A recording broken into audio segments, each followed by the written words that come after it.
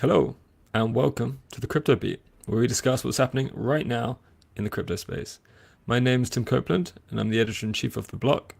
Joining me today, we have Helio co founder and CEO Stein Pullman, Helium founder Amir Halim, and Hivemapper CEO and co founder Ariel Siebman. Welcome to the show. How are you all doing? Doing great, thank you. Thank you. Great to be here. Yep, likewise. Thank you. Awesome. All right. Before we get started, I'd like to mention the Block is hosting its first ever crypto conference this year with some of crypto's biggest names.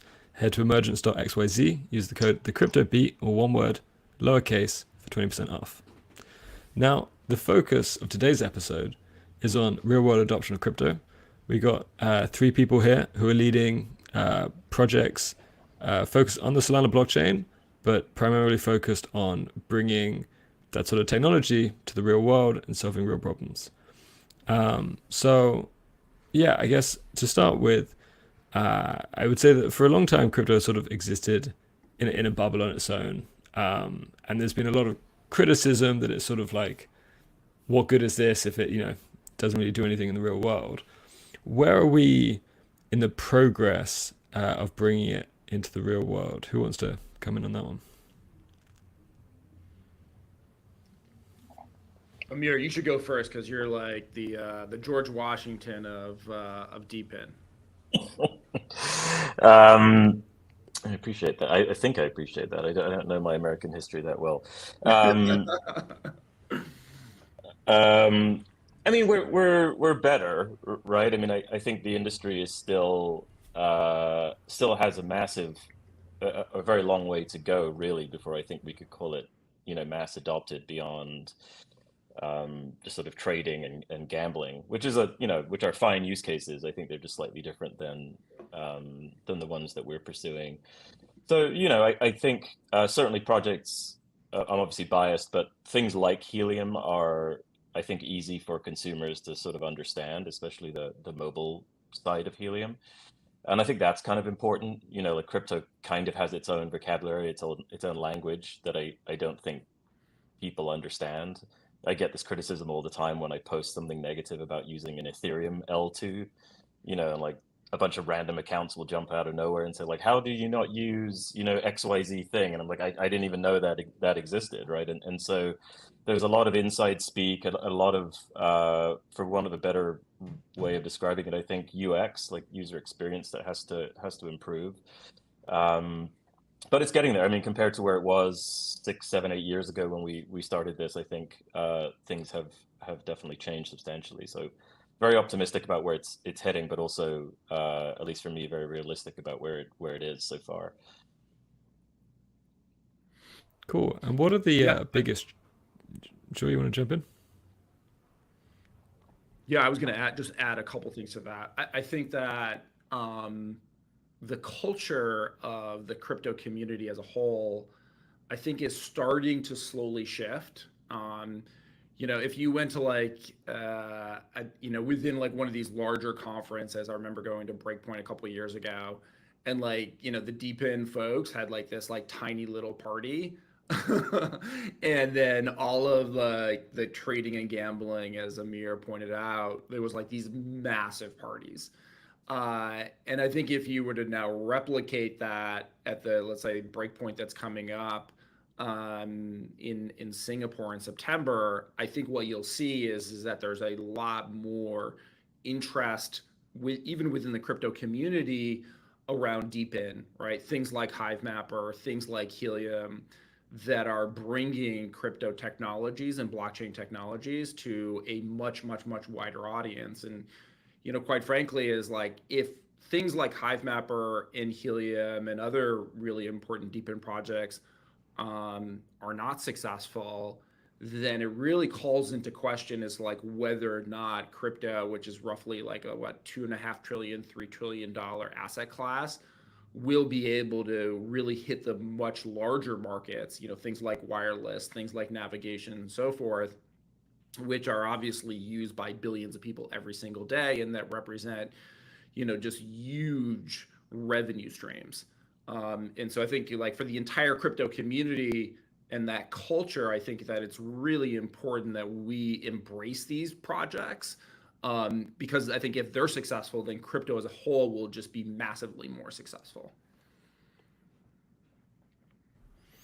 Sure. And what do we think are the biggest challenges of bringing crypto into the real world?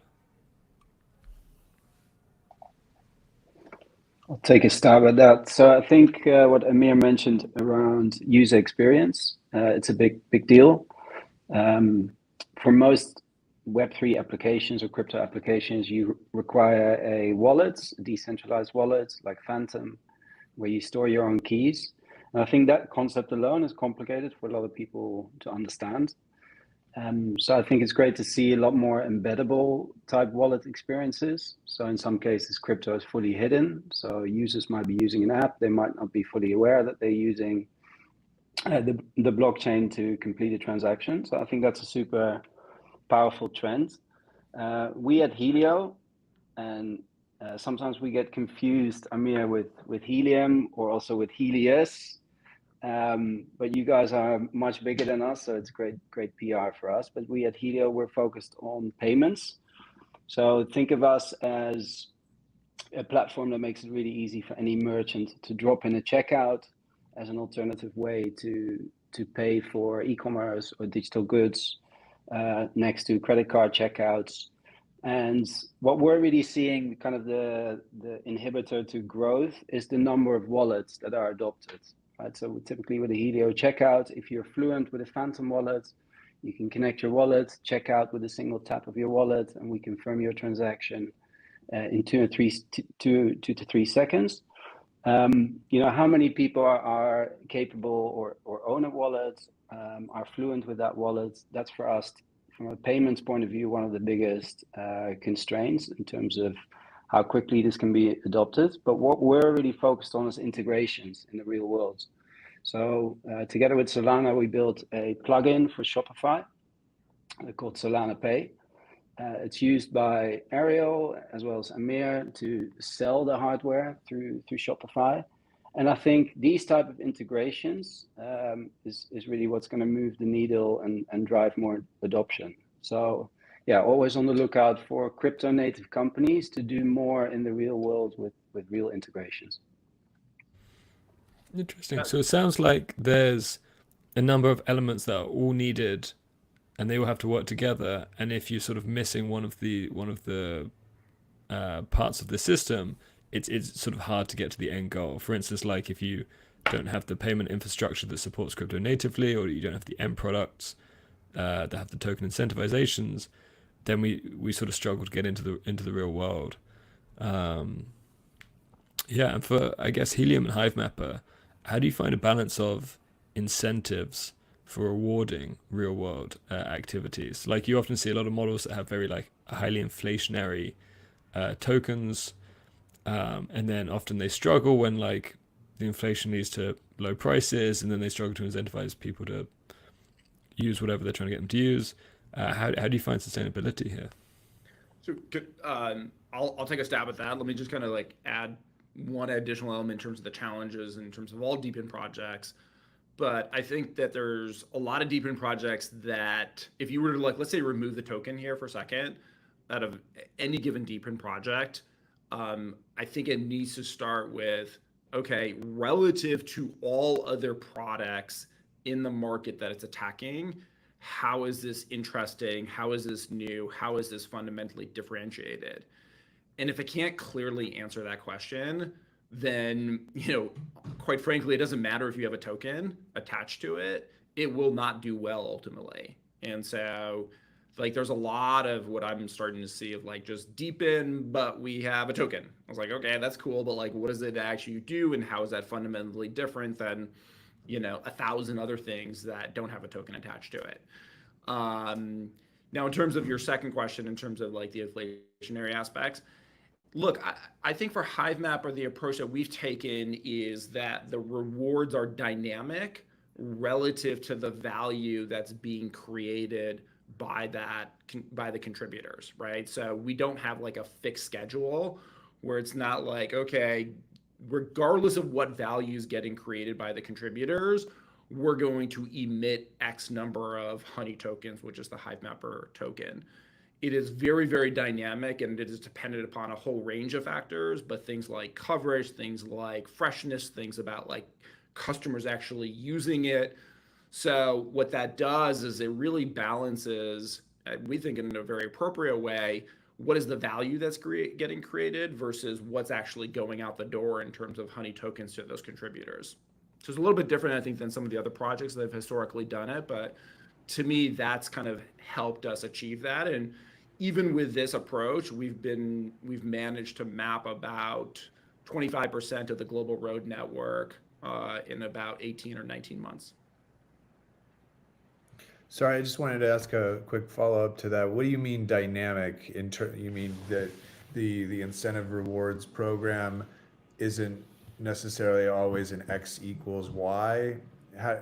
There's a different calculus? So historically, what a lot of deep-in projects did was like there was a fixed schedule. So in other words, like let's say you start off with 100 million not honey tokens, I just like, let's say you start off with 100 million X tokens for whatever project that you have, right? And so you say, okay, that is the total available tokens that we will ever emit, right? And so historically, what you would see is projects would say, in year one, we're going to emit and reward out 20% of those, so 20 million, right? And then in year two, that will then be cut in half, so we'll do 10 million, right? And so on and so on and so on. And so with that, that's a fixed schedule, right? It's not dynamic based upon the value. So in other words, you could be creating very minimal value in year one, but still the network would be forced to reward and emit 20 million or 20% of the total supply available.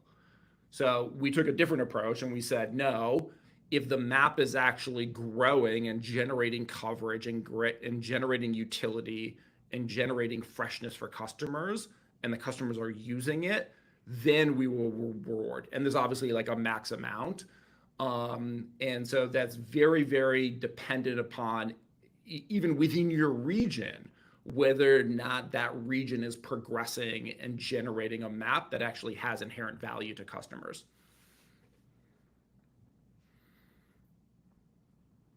Yeah, I mean, the helium example is probably I don't know. I mean, I'm imagining people like learned quite a lot from watching helium, but including us. Like we when we launched helium in 2019, we took a shot at an economic model that looked a little bit like Filecoin or something like that. And I think it works reasonably well. I mean, the effects that you get, just like with Bitcoin or Ethereum in the early days, is very rapid network growth at the start, and then it sort of naturally slows down a little bit. And I actually think that's okay. I think that's actually a better structure than the other way around. Bootstrapping that network effect is by far the hardest task. The downside is you use a lot of tokens out of whatever supply or whatever structure, like very early on. I really like the approach that RAL and Hive Mapper took. I'm a little bit biased because I was somewhat involved in the process there, but it's the smartest version of a evolution, I think, that I've seen. But you still see a lot of I think the low float, high FDV, situation that we found ourselves in around like FTX and all those tokens that were involved is really a big problem, and it's starting to sort of arrive in the deep in space a little bit now. And I worry about that just because I do think it creates the most risk in terms of reputation and effect for the whole space. Like everyone considers deep in just like a blob. And so I do think teams have to be somewhat careful in how they structure this and how they design it.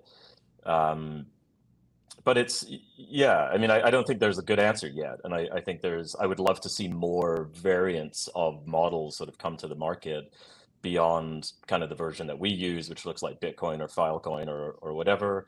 And I think Hivemapper is kind of the only one I can think of right now that tried a completely different token emission strategy. So I'm obviously watching closely and sort of paying attention to see how that works. But it's I don't think there's a right answer quite yet.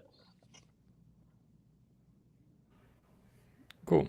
And Errol, in June, there was a report by Franklin Templeton that said HiveMapper was seeing growth, but like less growth on the demand side. Is that accurate, or have you managed to find like an equilibrium between supply and demand? It changes by the month. Um, so like for example, and by region as well, right? So for example, right now we have a whole bunch of really large customers that are very interested in a lot of the data throughout Europe, some regions in the United States, and Canada as an example, right? So I think that's a good place where actually demand exceeds supply in certain regions, right? So if you look in certain regions across France and Italy and Spain, etc., like we would love to have more supply, right? Because we have like demand right now for it. But then you look to like Asia, I think the inverse is true, right? Like Taiwan and Tokyo and some of those other regions that have just done phenomenally well from a supply perspective don't yet have the demand that like many of the European regions and the US regions have. So I think that will always be true. Like it's kind of like Uber, right? Like you're always kind of playing with the demand and the supply and trying to get them into exact equilibrium is really, really challenging, especially when you're dealing with this on a global scale. But the thing I will say is like is the moment it can flip on a dime, right? Like a contract closes or a customer comes in, and then boom, like all of a sudden you find yourself with like not enough supply. And then the reverse is true, is like, customer starts to consume less in a given region or a set of customers for whatever reason, and then boom, like you just you have supply. And I think the really, really critical thing is that the supply be 100% passive, right? Because if it's not passive, it is going to be very, very, very challenging to kind of make your way through those, demand supply variations that you're inevitably going to have.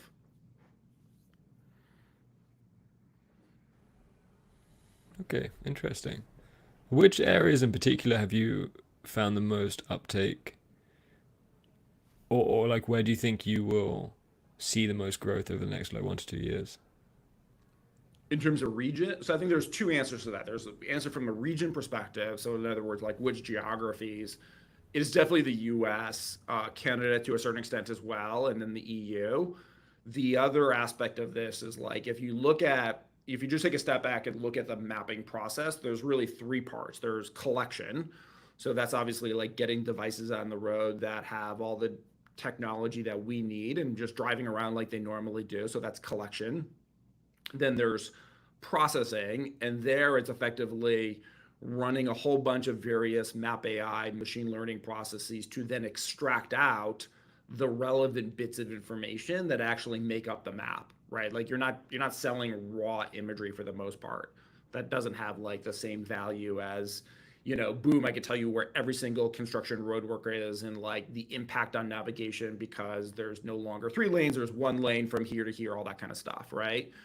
So that menu of products that we can provide customers today is, quite frankly, a little bit on the smaller side. And the big, big effort is a lot on the software engineering side to dramatically expand the menu of products that we can offer customers.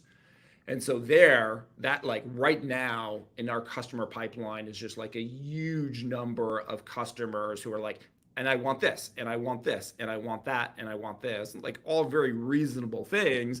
But in terms of our ability to extract those out and then, productize it and so forth, there's still a lot of work that we need to do on our side. So the demand is, yeah, I don't want just like coverage, right? Like raw imagery. I want actual like data, information, insights as to like what's happening there.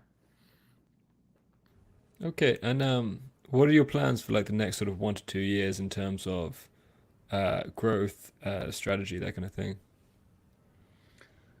I mean, so we have this B device that's coming up. This B device is it's in testing right now. I know a lot of people who are going to be watching this are going to be curious about this. So just bear with me for a moment. So there's about 50 to 75 of these devices. We're putting them through their paces in California as well as Pittsburgh, Pennsylvania, The bar for this device, it looks and smells like every other dash cam in the world, but it's a dual purpose device. It does the entire mapping process. In other words, it runs Map AI and it can produce a really, really high quality data set for the map on the device. So it lowers our costs and it actually makes the experience for contributors a lot easier. And it also does kind of a lot of the safety things that a lot of these large commercial fleets want. And there's just like a huge number of back orders that we have for this device. There's many more that want the device, but we can't give them an exact delivery date. So we're looking forward to just getting that device out there and scale. It'll help us in terms of satisfying demand for customers. It'll help us in terms of lowering costs for the entire ecosystem. So that one is really big. There's some other stuff that we're gonna announce at Breakpoint as well that we're excited to share with the community. So I'll tease that one, but I won't give it away. Sounds good. And yeah, my light is first my camera, so it's one of those days. Cool. So Stain, how is the progress going in terms of having more places accept crypto? Like, are you seeing growth in terms of like the number of places accepting crypto and the amount of sort of value that's flowing through your system? So in terms of volume, we're seeing really, really solid growth. So in July, we did nearly 100 million in GMV, gross monthly volume.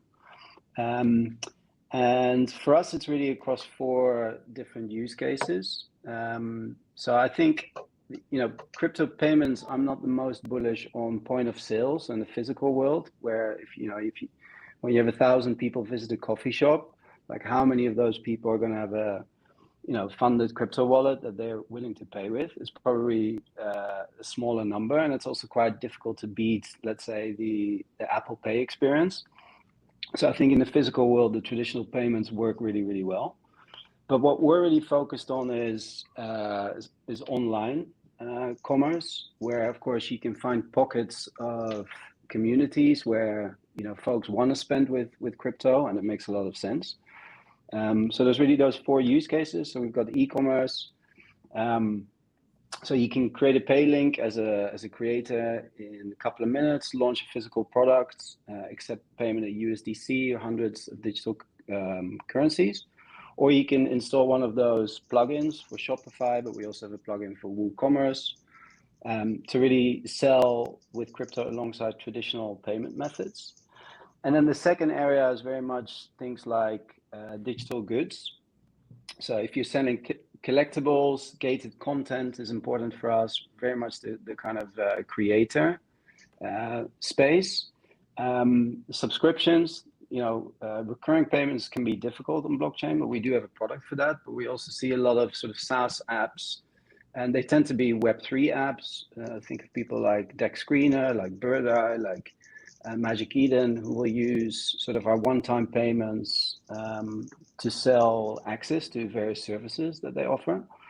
And then things like community memberships is big. So we've got an integration into Discord. So if you want to, for instance, sell a membership, give access to your community, then you can do that very easily with the Helio Discord integration. So we now have about 6,000 merchants, creators, and apps selling with Helio checkouts. And yeah, as I mentioned, we nearly did 100 million GMV in July, and that's up significantly because Helio is only 2 years old. So yeah, really excited with the progress, but we have to be realistic and say, okay, sort of 80% of that volume is very much sort of Web3 use cases and crypto fluent merchants. And sort of a decent minority is what I would call sort of more mainstream merchants and Web2 apps. Stein, talk to me a little bit about stablecoin adoption and how that might increase the size of these different pockets you find of consumers or users who maybe hold stable coins, and maybe they want to be able to spend those on products online opposed to other cryptocurrencies. I mean, it seems like there's certainly in like Latin America or countries where inflation is high, there's a growing adoption there. And then I know the PayPal stablecoin is now on Solana. I don't know if any of that, you see any of that impacting your business or growing those pockets, but I don't know. I'd be curious to know how sort of just stablecoins in general adoption.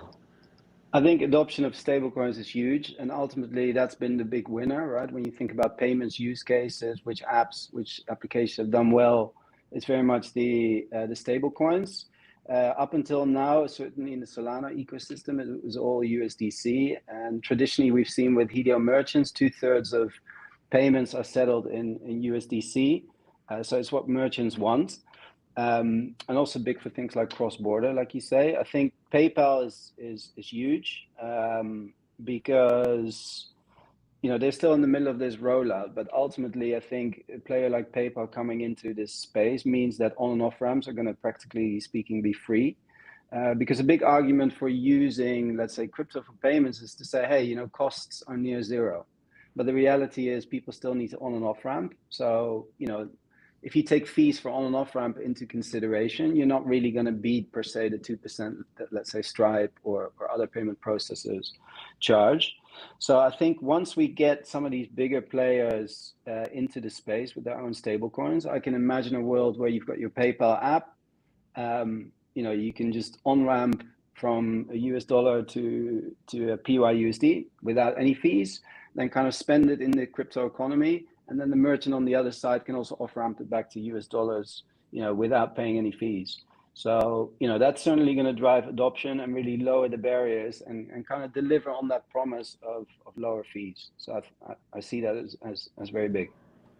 It seems like that would be a perfect way to bring in people, because ultimately onboarding millions of new users or tens of thousands of new enterprise clients, if you can find that quick entryway. And it seems like with the US dollar stablecoin, I put US dollars into or put local currency to a US dollar peg stablecoin.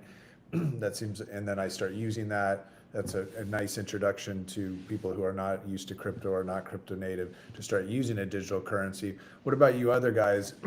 When you're thinking about, okay, how do we woo users or companies that can engage and use our services that aren't instantly already or immediately already interested in crypto? How do you approach sort of talking to those different customers, those different users? And then how has that changed maybe in the last year or two? I mean, I think in our case, we've always thought that it was critical to have to play a almost like a bridging function. We still haven't found any large enterprises or even really large user bases that are interested in interacting with a blockchain like directly, let's say, right? So if you thought of like a carrier partner, they're looking for a company to interact with. They're looking for a contract. They're looking for SLAs. They're looking for a throat to choke when things go wrong. And so that I think it's going to take some time before there's a level of comfort around the idea of like just interacting with a thing, right, and sending money to a thing rather than a corporate entity that is legally obliged to do something, right? And so we've always had that opinion. It's a big part of why the Helium economics are designed the way they are, where there's kind of like the stable coin kind of mixed into the system, that's called data credits. It also allows for companies and users to interact with Helium without having to worry about the price of HNT that day, because the cost of using the network is always fixed. And I do think that's actually a very important aspect. But Helium Mobile is a good example, right? Like on the face of it, it's a consumer cell service. You can pay in crypto if you want, but most users are just paying with credit cards. And then we are doing all the back end crypto stuff, for want of a better word, and the user is sort of none the wiser unless they want to be.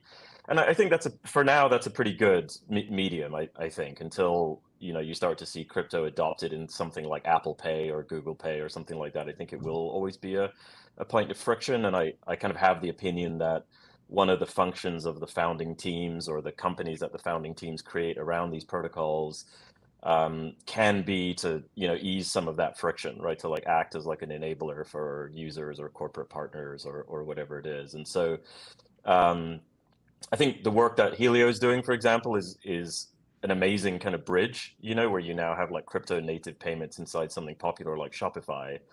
And I think we need more and more and more of that. But as I forget who, maybe Ariel pointed out, I think ultimately your product just has to be better or more interesting. It can't be better or more interesting because it's a token, right? That's not, that might work in the very short term. But with something like Helium Mobile, like we want it to always be the cheapest possible cell plan you can get, because on the back of it is this crypto powered network that is a completely different kind of economic structure than anyone else has. And so for me, that's kind of how you translate the value of crypto into something useful, is that it can, as a result of crypto, you can now do something that was impossible before. And that might be, a cell phone plan that's like 20% of the price, or it might be coverage in places that you didn't have it before.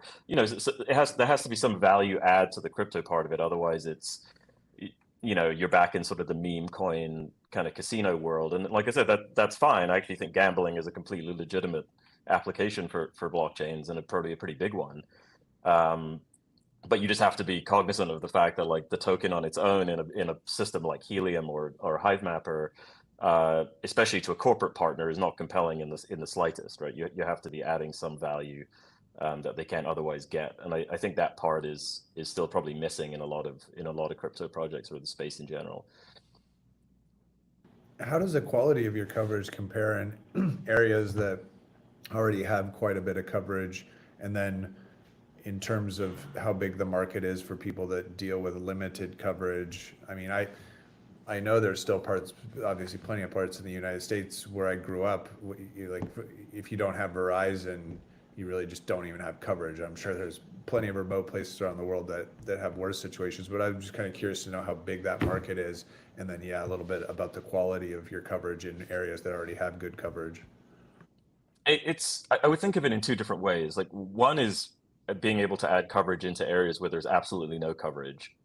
And I think there are pockets of that, but that are not, I don't think of it as a massive market. Like in my head, I don't think of it as realistic, mostly because of things like wireless regulation and the cost of buying spectrum and things like that. I don't think it is realistic for someone like Helium to be able to like create coverage in a state, for example, like on a full size basis.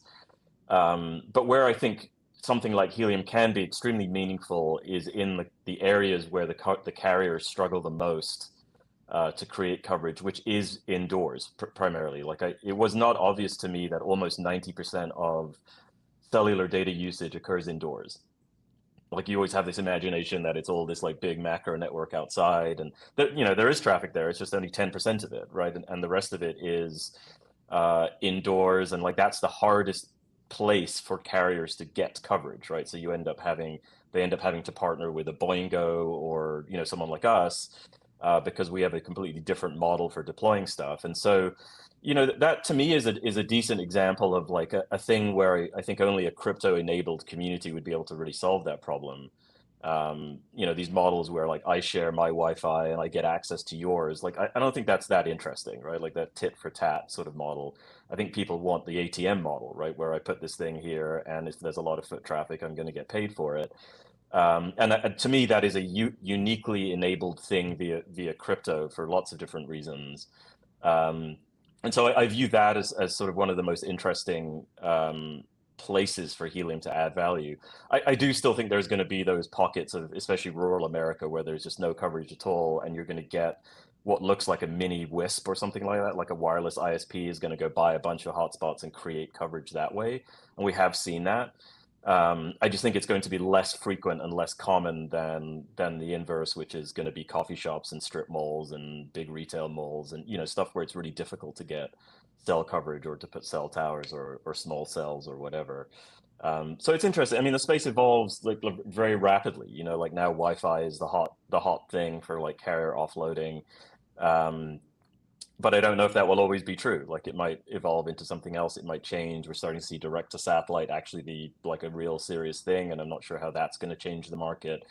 So I do think it's important to be flexible and fast, and that is probably one of the trickier balances when you have like a properly decentralized community. Difficult to go fast. It's kind of like a government, right? Like you want to just make changes, but there's a process for it, and there's a way to do it. And so yeah, I think as long as the communities are fast, it's good. When is Helium going to launch satellites? We looked at it once actually in the IoT space because it was starting to get cheap, and thanks to SpaceX, it is now like shockingly cheap to put like a little cube satellite into space. Yep. You might spend 30 grand launching one of them into space, which is like an absurdly low number in my mind. Like it was always like millions of dollars to like put something into space. I don't know that there's much value to us doing it. I mean, SpaceX seems to have it covered, and I think Blue Origin is trying to do a similar kind of thing. And so I think that's going to get to be a very crowded space. But it's not going to solve the problem I just mentioned, like satellites don't go indoors. And so it probably a vastly more efficient way of creating macro, like outdoor coverage. And so I view it as like extremely complementary that way, and using things like Starlink for backhaul for hotspots is a use case that already exists, and people have already been doing that. So I'm super excited about that, and to me just only further validates kind of what we're doing, because I do think the indoor stuff is still going to be hard. What's next for Helium over the next 1 to 2 years? God, I mean, there's so much stuff in the pipe that I can barely remember what it all is. I don't know that I have much of a plan at like the 2-year level. It's just everything changes too quickly, really, to spend much time thinking that far out. But just like Ariel mentioned, like we have some what we think are pretty decent announcements coming at Breakpoint. I think I've already mentioned we want to expand the mobile side of Helium internationally. Like we think that's important. Like there's a chance that Helium is much more valuable outside the US than in the US, especially in the developing world. So we want to enable that. And just more ways to interact with the network that don't involve being a cell phone subscriber. We have lots of different ideas about what that looks like. But the main thing is sort of the V3 of the Helium protocol, which contains some pretty massive changes to how everything works and what the function of Helium really is. And we hope to announce that at Breakpoint in Singapore in a few weeks. In general, all of you guys, I'd like to hear from all you guys in terms of Solana. Like, how dependent are you, or connected or impacted to the ebbs and flows of the ecosystem? I can start. I'd say, other than a brief period of time where there was this like significant amount of congestion that was, I think I forgot the exact dates. I think it was like in the spring time frame of this year. And it was probably like a 4 to 6 week time frame. We have had zero issues with Solana, right? Like, it has been up, it has been reliable. They continue to push the cost of each transaction down. And so, the best thing I can say about Solana is that I don't think about it a lot on a day-to-day basis, and that is a good thing, right? I don't think about it in terms of holy crap, like AWS. I think about a lot because we got to figure out how to reduce our AWS costs, right? I don't have to think about Solana because it's not very expensive. I don't have to think about reliability. I don't have to think about the speed of transactions because, other than a very brief amount of time, it has performed. To me, at a more macro layer, crypto does not lack because of crypto infrastructure. There's been so much really, really solid infrastructure, and the Solana team is incredibly talented. They'll continue to develop stuff out, for the next, at least half a decade, if not more. And so, like, what we really need in the crypto space is not more crypto infrastructure, L1s, L2s, L3s, whatever it is. We need products. We need applications that actually touch users, non-crypto users, in really meaningful ways. That to me is the big unlock. And I think, quite frankly, this is an issue also with the venture capital community, where they just continue to plow more and more capital into the infrastructure layer, but that's not actually the bottleneck to growth in the crypto industry. Yeah, I'd add from our point of view, being on Solana has actually been, and Solana first is been the best decision that we've made. And you don't know that up front, and maybe sort of 2 years ago that wasn't so obvious. But if you think about our mission, which is to bring crypto checkouts to as many merchants and apps as possible, then of course there's a couple of important things, and I think Solana succeeded at telling the narrative of super fast finality, super cheap gas fees, which is absolutely critical for payments. But Solana has something that's even more important, which is the most vibrant and active community. So if you're a merchant that tries to sell with crypto, then of course you want people with wallets on that blockchain, and fully funded wallets, and willingness to spend with it. And I think Solana does that better than any other blockchain. So yeah, I think it's absolutely the place to be, to kind of reach as many vibrant new communities.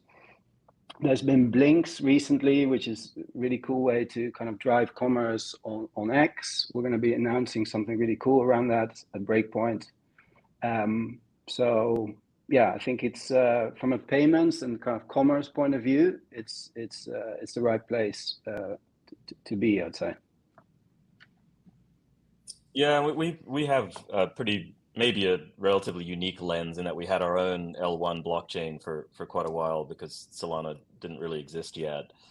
But it's been, I think the DeFi aspect of Solana has been much bigger than I thought it was at the time. Probably is bigger, much bigger than it was at the time that we made the decision, which was quite a while ago.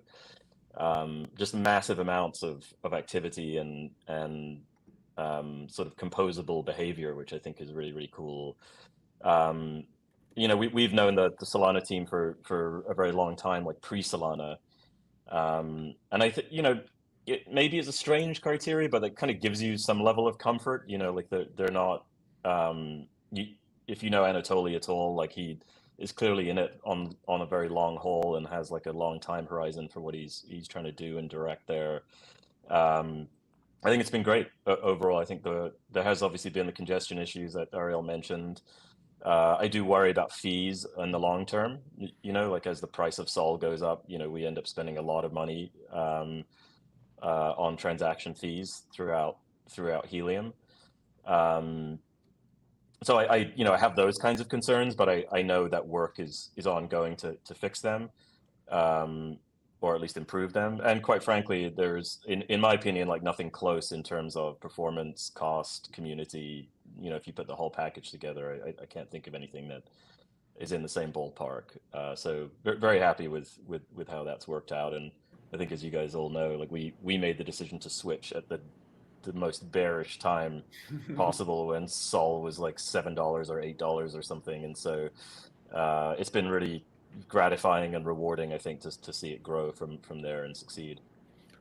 Are you suggesting that Helium was the cause of their run up? I would like to take any credit, but I don't think we were. I don't think we were a huge part of it. Well, why are you guys holding back so much for Breakpoint? Is there real incentive to just make all the big announcements there? Is that something that Solana itself, the ecosystem, incentivizes?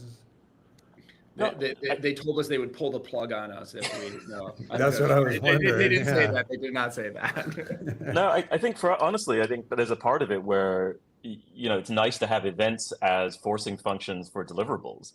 Like here's a date for a thing, right? And it's coming, and there's going to be a large audience that we can reach with it, and so you better have it done by then. So to me, at least, a lot of it is that, like, it's nothing, we're not incentivized by the Solana Foundation or even encouraged in any way to like do anything there.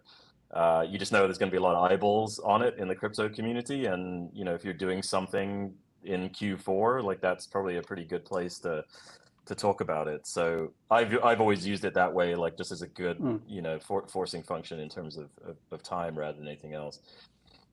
Yeah, in a way, it's like the Apple events, where you announce the big products.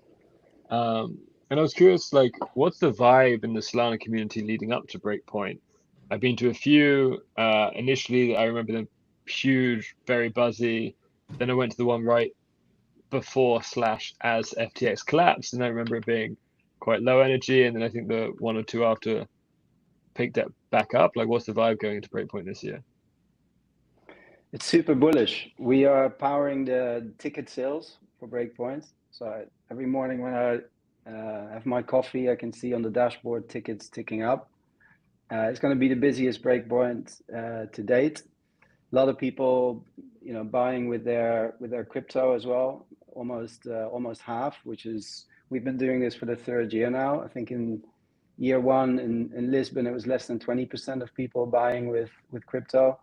And then last year was about a third. So that's ticking up, and that's a great signal. And I also like some of the content changes. I don't know if you've seen the agenda, but it feels like a lot of snappy type of keynote sessions as opposed to sort of 20, 30 minutes or maybe even hour-long, on-stage discussions. So I think there's going to be some fireworks, especially with Amir and Ariel's announcements coming. For sure. And I believe processing tickets for Emergence as well, our very own event. That's right. And look forward to that one in Prague in December. So yeah, it's great to help you guys with that. Awesome. And then as we kind of gear towards wrapping up, what's next for the Deep In space overall? What do we think? I think it's like, collectively between HiveMapper, Helium, some of the other deep in projects, it's like, how do we get to like 500 million users, right? I think if then you start to get into like really interesting, meaningful ground. And I think the deep in overall narrative within the crypto community starts to be like, okay, like we have no choice but to take this thing seriously now.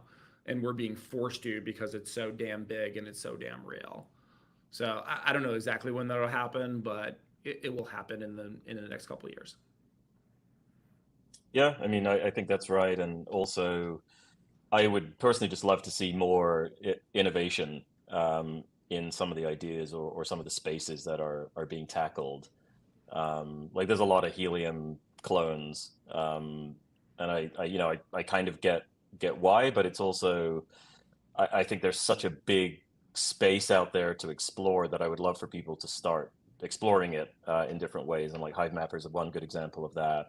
And there's lots of other good ones out there too. But I think I would love to see more development there on the things that are really painful and expensive in the world, like CDNs, and I think we're seeing the importance of VPNs sort of re-emerging again. And it's not like some of these haven't been tried, but none of them have kind of caught yet. And I hope we see that, and less, decentralized wireless networks and mapping solutions, and not that there can only be one in the category, but I personally am most excited about seeing new solutions to existing problems, and so I hope we see a lot more of that in the coming years. Have you guys seen any really great? Oh, sorry.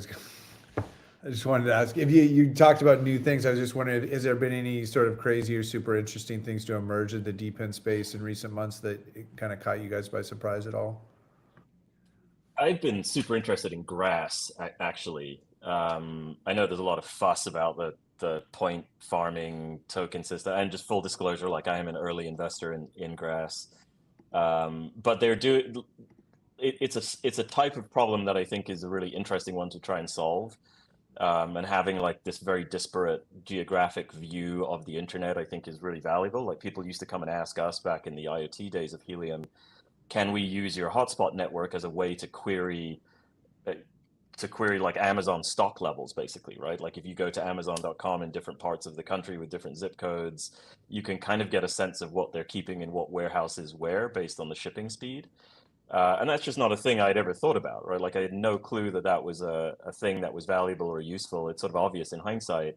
And so I think stuff like that is really interesting, and things that take advantage of the fact that you do have computers and real estate and cars and just stuff just sitting around, like, doing nothing for large periods of time.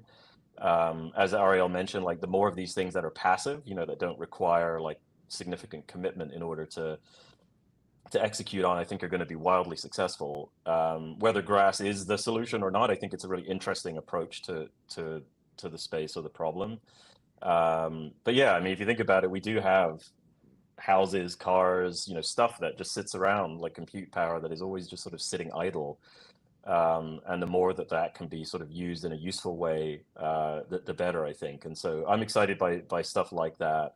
I'm sure there are others that I just can't remember right this second. Like some of the energy network stuff, I think is also really interesting. Sort of reminds me a little bit of helium wireless, where we're starting to see infrastructure being built, especially again in like developing countries, that doesn't rely on like power lines and wires, and it's all solar and it's all PV based. And I think that's really interesting as well. I have no idea about the economics behind it or the business models or whether that works or not. But just as a concept, I'm fascinated by stuff like that. So yeah, definitely hopeful to see more. I strongly second the energy piece. Like the energy, I think is, other than what we're doing, obviously in maps, and I am obviously really biased there. And what Helium is doing in wireless, I think the next big category is energy. I've been working with this guy, Jason Babow from Daylight, is one of the projects there that I'm yeah, it's pretty cool what they're doing. And he comes from the energy background. He was a former energy trader. So he knows these markets and the nuances and the complexity of these markets really, really deeply. So I'm excited to see what they do. And hopefully we also see some other players kind of getting into this as well, because it's not just the US where he's focused on. Obviously, energy as a whole on a global level is really important. Okay, and Stan, I wanted to ask, historically, we've often seen where the people are reluctant to spend their crypto because they sort of see it as an investment. I was curious, do you see more payments made in stable coins or more payments made in other crypto? Yeah, so 2/3 are settled in stable coins typically, because that's what merchants prefer. But we also have Jupiter swaps under the hood, so actually the buyer can spend in any token, right? You can spend your SOL, which actually on the buyer side people spend. People want to keep their SOL, but it's also the most ubiquitous currency in the ecosystem. So of course people will spend that. And there's different ways of thinking about it. I think if you participate in the ecosystem, let's say you run a Helium hotspot and you get rewarded for that, some of that earnings probably you would want to off ramp rather than keep forever. And think about payments as just another off ramp, right? If you can spend some of those earnings that you've accumulated in the ecosystem, then I think we will really benefit from that by powering checkouts and making that an option for people. So part of the problem is, okay, there's not enough options for people to spend their crypto in useful places. And then I think there's a lot of people that just want to keep their Bitcoin and their SOL and their other valuable tokens that they believe in. But some of the earnings is going to flow into off ramps and real world spending, and it'd be great if we have this huge crypto economy where people are earning in crypto and then they also want to spend it. So we're big believers in that. Awesome, guys. Right. Well, thanks so much for this. It was a great conversation. I want to thank all of you for joining, and Artie for jumping on at last minute as the co-host, and then also rescuing me as my mic light and everything else fell apart during the middle of the episode. Thanks, guys, and see you on the next episode. Thanks, guys. Thanks so much. You guys. Thanks.